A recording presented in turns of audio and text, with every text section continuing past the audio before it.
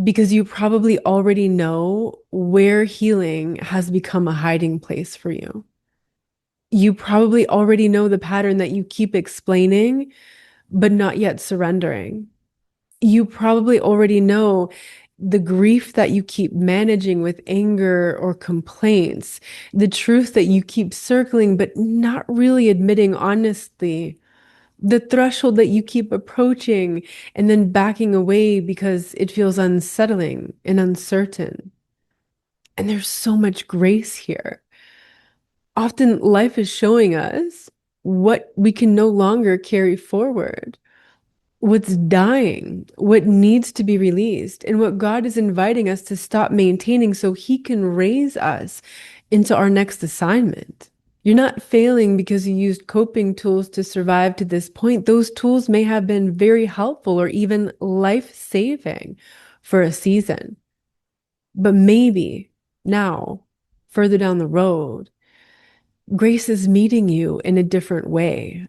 Maybe grace is no longer only helping you cope and survive. Maybe grace is inviting you to be transformed and restored.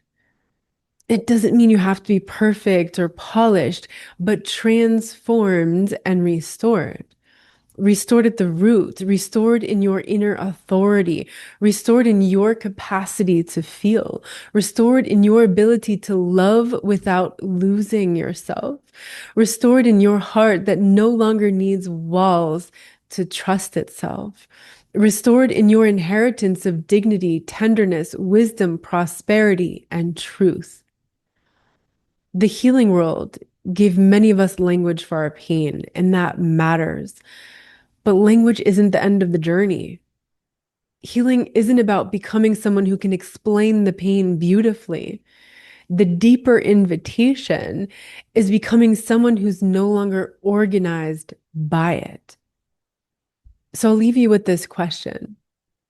Where have I been using healing language to stay in the doorway of transformation without actually crossing the threshold?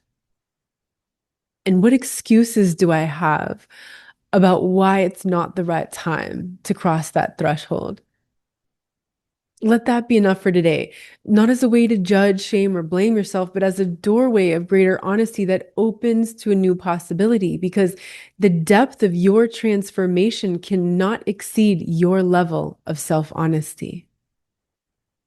And maybe before you reach for the next thing to consume, pause and really let this one land in you.